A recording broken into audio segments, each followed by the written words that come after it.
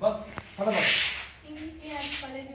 আচ্ছা, ইংলিশ নিয়ে further study. হ্যাঁ বল।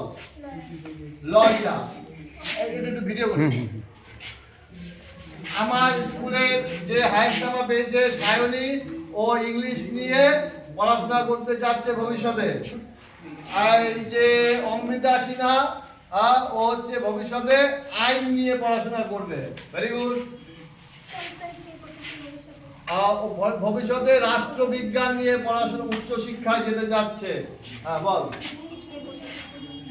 ও ইংরেজি বিষয় নিয়ে পড়তে যাচ্ছে। হ্যাঁ, ওরও ইংরেজি। Very good. সব English. Very good. English. Very good. Akerul, Akerul ওর একটু ব্যতিক্রমী চিন্তা। ও সায়েন্সের স্টুডেন্ট, অবিডিয়েন্ট স্টুডেন্ট। ও হচ্ছে ভবিষ্যতে ডাক্তার হতে চায়, সুতরাং ওকে নিট ক্র্যাক করতে হবে, চেষ্টা চলছে। Very good. হ্যাঁ, ও হচ্ছে ইঞ্জিনিয়ারিং লাইনে যেতে যাচ্ছে, ও সায়েন্সের স্টুডেন্ট। ভালো। দেবজ্যোতি ব্লকে ফার্স্ট হয়েছিল না? ও মাধ্যমিকে ব্লকে ফার্স্ট হয়েছিল 2024।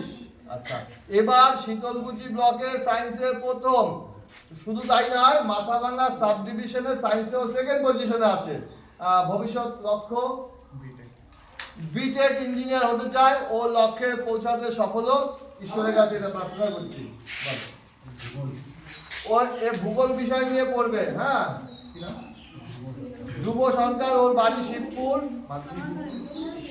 ও মাধ্যমিক শিবপুর হাই স্কুল থেকে পাস করে আমাদের স্কুলে 11-12 পড়েছে। ও ভূগোল বিষয় নিয়ে পড়বে। Very good. বিজয়, হ্যাঁ, বিজয় মেডিকেল লাইনে যাবে। লক্ষ্য ভালো, কিন্তু কঠোর পরিশ্রম করতে হবে। ও সায়েন্সের স্টুডেন্ট, প্যারামেডিক্যাল নিয়ে পড়বে। অক্ষয় পাল, অক্ষয় যার নাই কোনো ক্ষয়। Very good.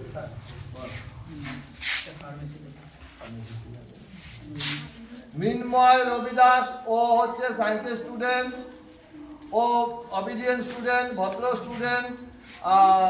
ও হচ্ছে ফার্মাসিস্ট লাইনে যেতে যাচ্ছে। Very good. Neel Pal, NEET crack করে ও ডাক্তারি লাইনে যেতে চায়।